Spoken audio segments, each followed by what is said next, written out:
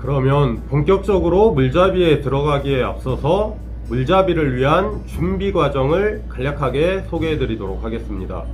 새 수조일 경우는 예전에는 실리콘 독의 중화를 위해서 물을 채워서 2, 3일에서 일주일가량 콩돌만 돌리는 경우도 있었어요. 하지만 지금은 굳이 그렇게까지 할 필요는 없고, 일반적으로 실리콘의 독성 물질은 실리콘이 굳어가는 과정에서 공기 중으로 다 날아가기 때문에 굳이 그 부분을 신경 쓰실 필요는 없습니다.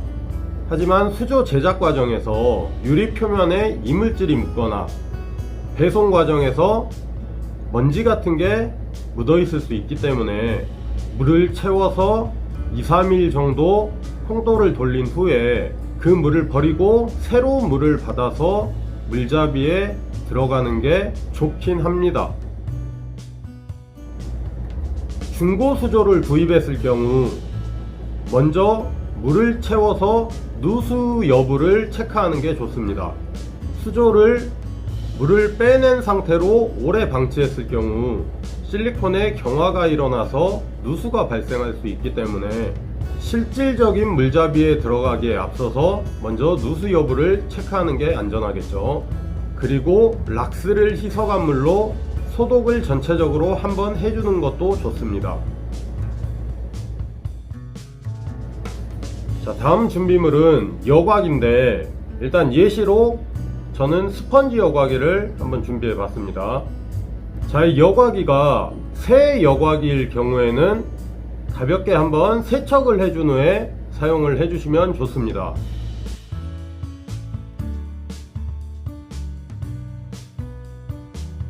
자, 스펀지 여과기는 이런 식으로 분해할 수 있는데, 먼저 우선 이 플라스틱 대롱 부품들은 아무래도 플라스틱 사출 과정에서 이물질이 묻어 있을 수 있기 때문에 미온수로 가볍게 헹궈 주시면 됩니다. 그리고 이 스펀지 같은 경우는 이제 이 스펀지 여과기에서는 이 스펀지가 여과제 역할을 하게 되는데, 이 스펀지 또한 성형 과정에서 이물질이 묻어 있을 수 있기 때문에 수돗물에 몇 번 조물조물 문질러서 가볍게 세척을 한 후에 사용을 해주시면 좋습니다. 자, 그리고 중고 여과기일 경우, 자, 여기서 중고 여과기란 내가 기존에 사용했던 여과기일 경우를 말합니다. 자, 간혹 이 여과기를 중고 제품을 구매하시는 분들이 계시는데, 개인적으로 그거는 정말 추천해드리고 싶지 않습니다. 어찌됐든 이 여과기라는 것 자체가 박테리아, 미생물, 세균의 집합체인데, 그 수조가 어떻게 운영되고 있었는지도 모르고 뭐가 들어가고 있었는지도 모르는 수조에서 사용했던 여과기를 내가 사용한다, 그거는 정말 권해드리고 싶지 않아요. 그리고 이 여과제도 수명이 있기 때문에 아무래도 오래 사용한 여과제의 경우 여과력 자체가 현저히 떨어지게 됩니다. 그렇기 때문에 가급적이면은 새 여과기를 사용하시거나, 아니면 기존에 내가 다른 수조에서 사용을 했던, 내가 출처를 알 수 있고 신뢰할 수 있을 만한 상태의 여과기를 사용하시는 것을 추천해 드립니다. 자, 어쨌든 중고 여과기의 경우, 자, 이 플라스틱 부품들에는 사용하다 보면 어쩔 수 없이 이끼도 끼게 되고 물때라든지 슬러지 같은 게 생길 수밖에 없어요. 그래서 굉장히 지저분해지거든요.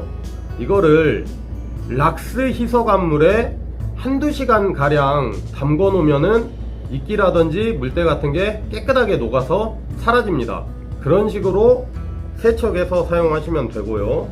이 스펀지 같은 경우는 끓는 물에 30초 정도 살짝 데쳐준다는 형식으로 넣었다가 빼주시면은 스펀지에 생성됐던 이끼도 다 죽고, 혹시라도 이 스펀지에 뭔가 나쁜 세균이라든지 박테리아가 증식하고 있던 것들도 깨끗하게 소독이 됩니다. 그런데 너무 오래 삶게 되면은 아무래도 이게 스펀지다 보니까 모양에 변형이 올 수 있어요. 그래서 30초가량 가볍게 데쳐준다는 형식으로만 소독을 해주시면 충분합니다. 그리고 스펀지 여과기에서는 이 스펀지가 여과제지만 이제 다른 외부 여과기, 이를테면 거리식 여과기라든지 외부 여과기, 상면 여과기 같은 데는 이제 여과제가 들어가죠. 그런 여과제 같은 경우는 그냥 수돗물로 몇 번 세척해 주시면 됩니다. 자, 이렇게 수조와 여과기가 모두 준비가 됐다면 기본적인 물잡이 준비는 다 끝난 상태니까 이제 본격적으로 물잡이에 들어가 보도록 하겠습니다.